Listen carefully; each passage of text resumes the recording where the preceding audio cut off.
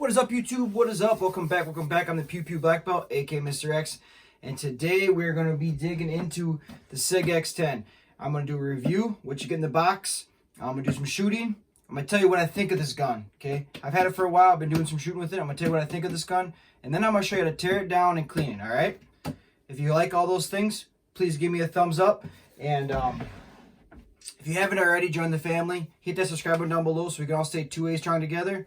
And just to see future and current videos. But otherwise, I'm going to change the camera view here, get you down here, closer view to it, so we can get a really good look at the SIG X10. Let's get to it. Alrighty, when you buy your SIG X10, you're going to get a nice, hard case. Take it for what it is. This is a great starting point. If you want to put it in your bag when you're transporting it from point A to point B. Yeah, it's nice. It's nicer than a cardboard box. Let's just put it at that. Some companies give you cardboard boxes. Some companies give you nice hard cases. I appreciate the hard cases.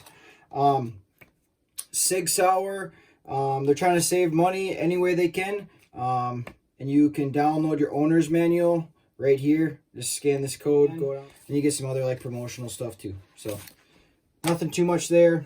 You get 2 magazines. They both hold 15 rounds. If you are going to install 15 rounds in here, lock the slide open. And then you send that round home, and there's only 14 rounds in here. If you try to load 15 rounds in when the slide is closed, it's a little tight, like you're really jamming it in there. I don't really recommend it. The gun don't like it, and then plus after you jam it in there, the slide is like really hard to rack. So if you do buy a SIG X10, I don't recommend. I just recommend it if you have a loaded magazine, install it like this, send the slide home. And there you go. But yeah, it does kind of suck that you have to do that. Smith & Wesson isn't like that I have. My Smith & Wesson M&P 10mm and my Springfield Armory XDM Elite 10mm. You don't have to do that either. So that is only with the SIG X10 that it seems a little stiff when you put a loaded magazine in with the slide in the forward position. But whatever. So you get 2 15-round magazines. That's nice. I feel like every gun should at least come with 2 magazines. The more the merrier in my eyes. So you get 2 magazines. You get obviously you get a gun lock. Every gun comes with one this day and age. And that's basically it. That's all you get with the gun. So now let's talk about some of the details of the gun itself. So it comes with a nice grip texturing here, if you can hear that. I like that the grip module has nice grip texturing. I like that there's an undercut here. On the grip module, nice undercut so you can get your hand up in there nice and tight. There is a slight flare here, not much, but there is a slight flare. So you slam it in, rack it in.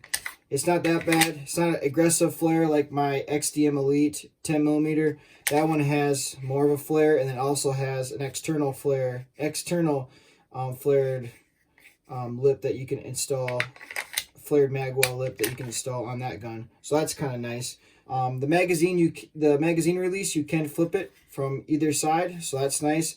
And the slide release is also ambidextrous on both sides, and this slide release is also functions really well on both sides. I feel like a lot of gun companies ambidextrous slide releases sometimes are really hard to engage on with your left thumb. The SIG X10, you have no issues on either side, and that is awesome. I really like that feature because my XDM Elite, it was a little stiff if trying to close the slide with your left thumb, and also the Smith & Wesson M&P is a little hard to close with your left thumb. So good job, SIG, on that. The slide serrations on here are very functional. They're not very much, but they are sharp enough, so like even with a little wet or oily hands, I don't feel like I'm ever have any issues with gripping this slide. For 10mm, the spring tension on here, I don't feel like it's too crazy for what it is. It feels really comfortable. I feel like it's actually kind of lighter on the lighter side. I like it a lot. So I like the sights too. You can see these sights here. Let's see. I'll get the owner's manual, and we'll see if you can see that the night sights there. Really nice night sights. I like them a lot. There is no elevation adjustments, but there is windage adjustments, just like most guns. You can just move the rear or the front just a little bit to change left to right. This gun is optics ready, so that is really nice. You don't need any optics plates. You can just get the SIG Romeo 1 Pro, I believe it is, and then you can mount this sucker right on here. There's a couple other SIG optics you can throw on here. I haven't done a whole lot of research with the optics yet, so you can leave a comment down below if you know all the different optics you can put on here. But that is a cool option. You don't have to worry about the optic plates, so that's awesome. Thanks a lot, SIG. Let's talk about the trigger quick. So the gun is unloaded. I'm gonna show you the trigger. The trigger is okay. It's nice. It's not crazy, but here's the take up. So there is just a little bit of squish there, but not too bad. That part of the trigger is really nice. The reset could be a little shorter, but it's not bad. The trigger is really nice. It's not a competition trigger. This is more of like your carry style trigger, and I think they knocked it out of the park with this trigger. Not bad at all. This wraps up the review part of this video. I think it's time to go out to the range, and I'll show you some different angles of me shooting the SIG X10, and then we're going to come back inside. I'll tell you what I think of the gun, and then we're going to do some cleaning. I'll show you guys how to break this gun down and clean it, all right? Let's get to it.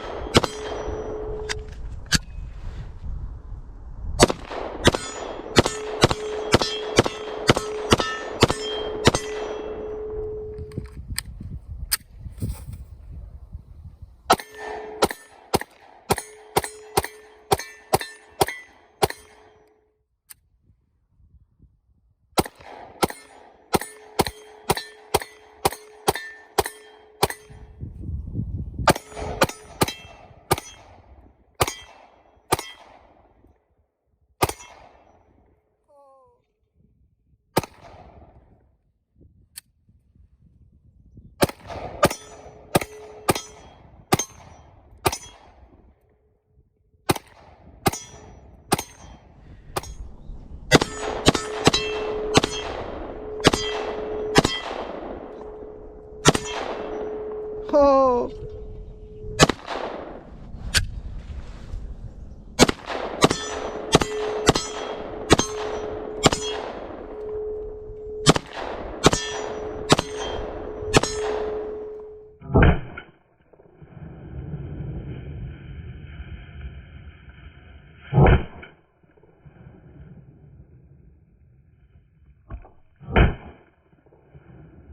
Alrighty, we're back from the range. Gun is clear. What did you guys think of the shooting part of the video? Hope you guys enjoyed it.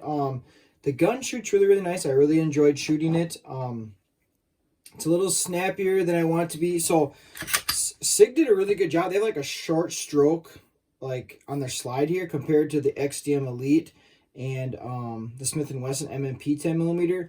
I did make another video comparing all three of them, so you guys can check it out on my homepage.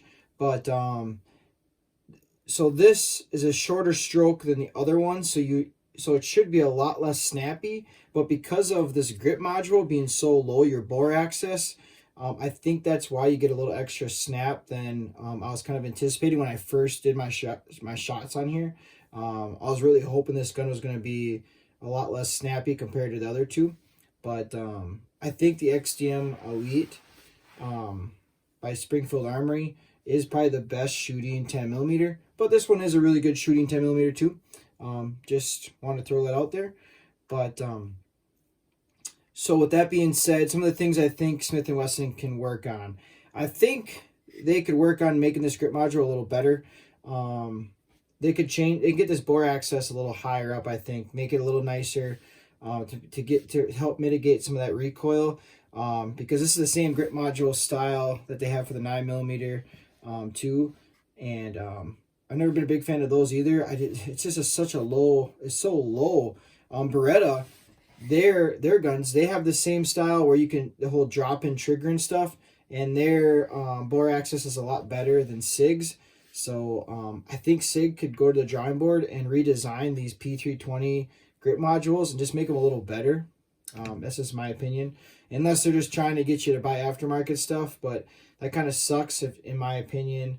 I feel like a company should listen to customers and adjust things and improve, because they've been making this way for a long time. Besides having SIG improve the grip modules, I think SIG should improve the trigger, and I think they should make a trigger safety, like make a blade on there, like this Shadow Systems R920. You can see that little blade there. That's a trigger safety, so that trigger can't engage unless you hit the middle of the trigger. So that makes this gun a lot more drop safe versus this gun.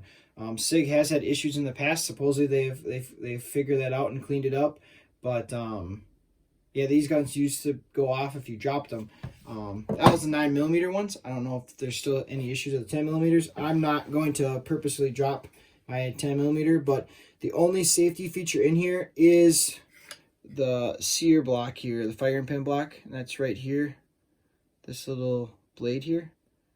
That's the only thing that keeps this firing pin from going off, but it only works when the trigger goes, when you pull the trigger. So with there not being a trigger safety, either if you drop it and there's enough force that makes the trigger move on its own, that can make the gun go off, or if something just snags the edge of this, the gun can go off too. So I'm a big fan of having a trigger blade safety, and I'm gonna look around and try to find one to install on this gun.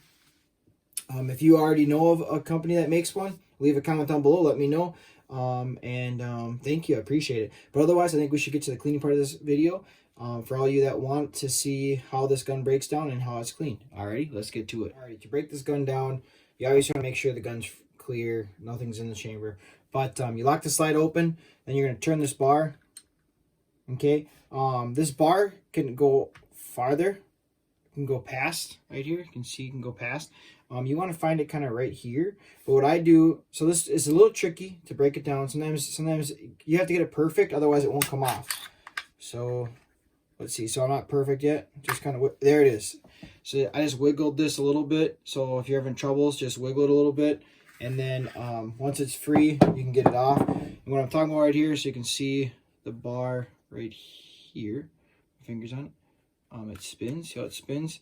You have to get that sucker just right, otherwise the slide won't come off. So if you're having troubles, if you're having troubles, just give this a little wiggle, and then you'll be able to get it off. Alrighty. Everything you see on the table here is basically what I use to clean my guns. Right back here, you can see the gun cleaning kit too. I also use this little kit back here also. I also use barrel reman socks. These things are awesome. I first got started with these when I had my shotguns. And now I just have them for all the calibers. But basically you want some barrel reman socks or one of these little kits you can clean the barrel with. And then, or like a brush like this. And then some Q-tips. And then I like to use Lucas gun oil. You can also get Lucas gun grease. I should probably get some. The grease works really good, really good for certain situations, like putting on here.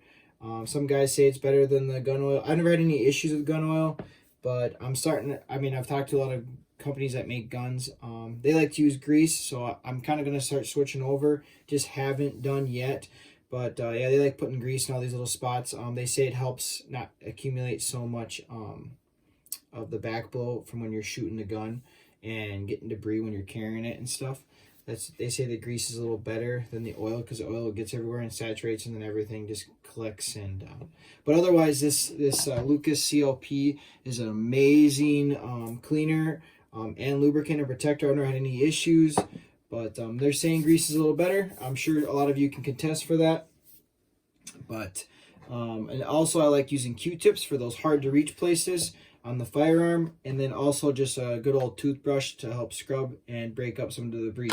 But the CLP Magic does a lot of that for you and breaks everything down. So let's get to where I clean my firearms. I clean all the rails, get all the back blow and anything else from when you're carrying it that might get in these areas.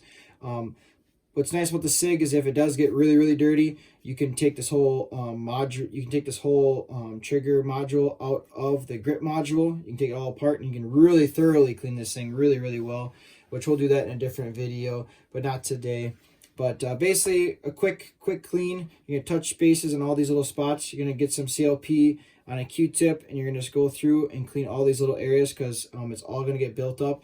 And then right inside here is a heavy area, so really clean this area really, really well. It'll get gunked up. But yeah, that's pretty much all you really need to clean on here. So once it's cleaned and lightly oiled or greased, that part's done.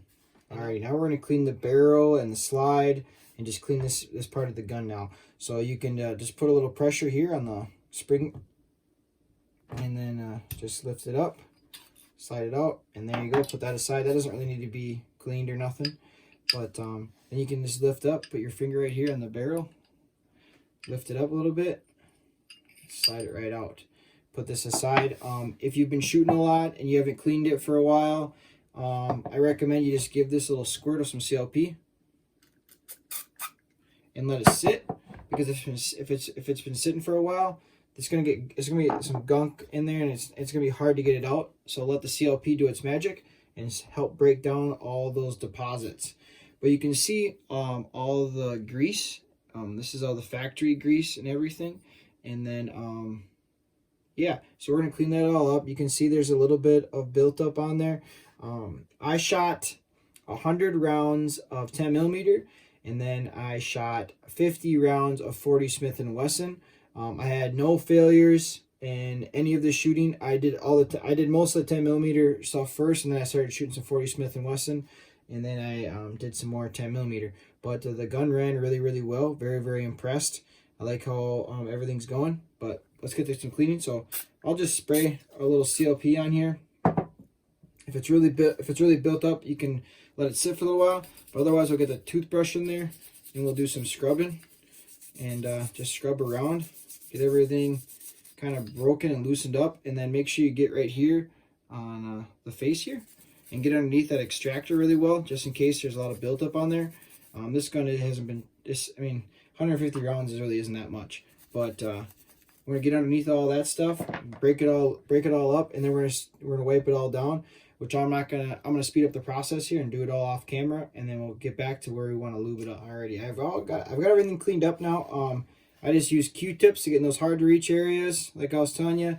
And now it's time. And I also got the barrel all cleaned up.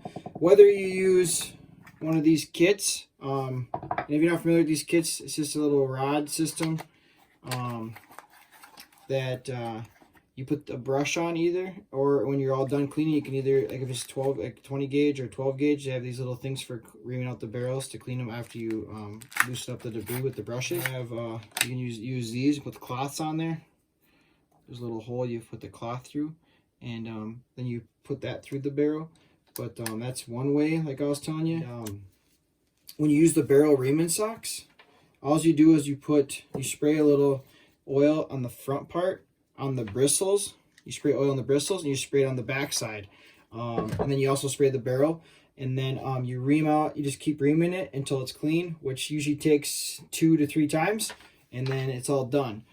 And then, yeah, your barrel's all clean. That's really, really quick. So there's a couple of options you can use to clean your barrel. And then I always take some Q-tips and then go around these areas here. Or you can take a paper towel too. Take a paper towel, and you just got to make sure the feeding ramp's all nice and clean, because that will get some buildup. You don't want to have anything too built up on here, because that can cause feeding issues. So make sure that's all nice and clean, and it's back to its polished form, so it's smooth. So you have smooth operator.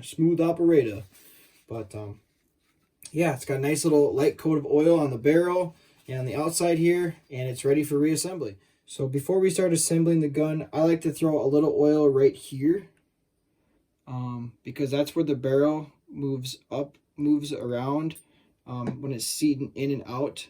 The barrel is always popping in and out right there, and a little oil or grease goes a long ways right there. And I even throw a little bit right here on the barrel too as well. Little oil or grease right there too goes a long ways, to help with not having too much extra wear, unnecessary wear that you don't need. So slide the barrel in there, having that light coat of oil inside the barrel, and then on the outside helps keep it from rusting, especially when you're carrying it around. Slide the spring in, depress it, get it in its little groove notch there, and then make sure it's as centered as possible, the best as you can get. A little bit too much to the left or right, you might have some issues reassembling, but it shouldn't be too bad. And then also take a little oil or grease and dab it on the inside of this side of the slide and on the inside of this side of the slide. Just a little oil right there. And then yeah, this is basically ready to go for similar to the grip module. And I also like to just throw a little oil right here, here, or you can do grease, and here on all these slides. And then you're good to go.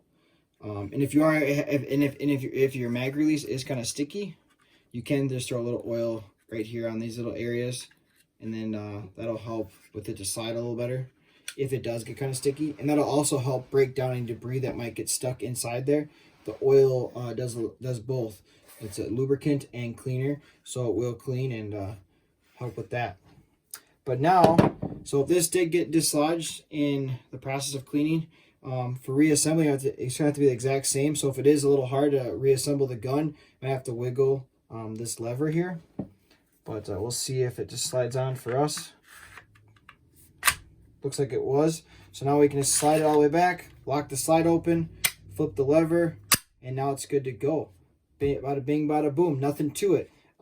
This is for more of a future thing too, but with any of your guns, if you do shoot hundreds and hundreds of thousands of rounds, you can experience feeding issues with your magazines. So I recommend tearing your magazines down, which is super easy. A lot of magazines are built the same. You just push this pin in with something, and then you slide the magazine this way. This base plate, the base plate of the magazine this way, and then just be careful that the spring doesn't pop out. And then you can clean out the inside of your magazines, because stuff will get in there and it'll cause feeding issues. If you are experiencing feeding issues, I recommend you start with the magazines first and get that all cleaned up, and that should take care of some of your issues. But I hope you guys enjoyed this video. Hope you guys join the family to stay in contact to see future and current videos, and I appreciate all the support. Leave a comment down below with any information, questions, just want to have positive feedback. I appreciate it all. Otherwise, I'll catch you guys in the next video. See you there.